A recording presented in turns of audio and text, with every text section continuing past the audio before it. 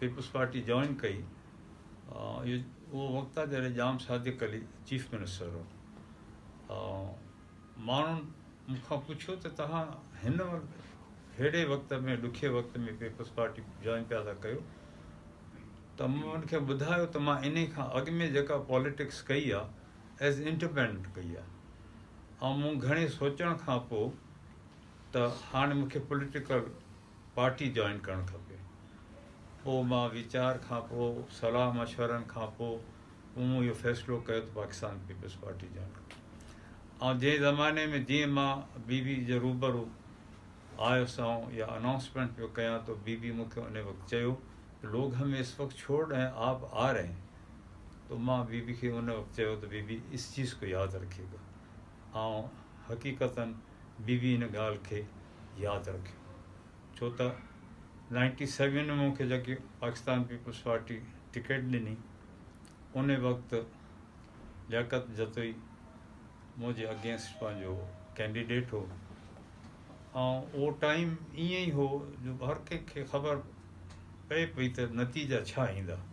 उन जे बावजूदि बि मां सिर्फ़ु 1400 वोटनि ते हारायो, 1400 वोटनि ते हो, ऐं वक़्त जो चीफ मिनिस्टर बि थियो। ऐं जीअं असां वटि आहे सिलसिलो त विक्टमाइज़ेशन जो, त न रुगो मां विक्टमाइज़ थियुसि पर कम्यूनिटी बि थी, मुंहिंजा दोस्त बि थिया, मुंहिंजा हमदर्द बि थिया, पर माण्हुनि साबित क़दमी जो मुज़ाहिरो कयो ऐं नतीजतनि हुननि सरेंडर कयो, असांखे कोर्ट रिलीफ ॾिनो, ऐं वरी बि उन खां पोइ बि असां इन ई मैदान में हुआसीं। हो चीफ मिनिस्टर बि हुयो, असांजो माण्हुनि सां राब्ता बि हलिया पिए, ऐं वक़्तु तब्दील थियण खां पोइ इत्तिफ़ाक़ा बीबी जी शहादत थी वई।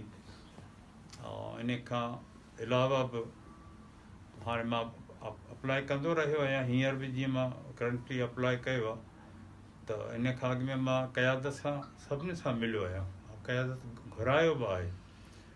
ऐं जेका बसि हिकिड़ी ॻाल्हि चई वई त असां इहो पॉलिसी मैटर आहे त जिन खे अॻु में टिकेटूं हुयूं त साॻियनि खे ॾींदासीं। हा, मूंसां GDA जे हिकिड़े ज़िम्मेदार शख़्स ॻाल्हायो हो, मां उनखे पंहिंजो मौक़िफ़ ॾिनो।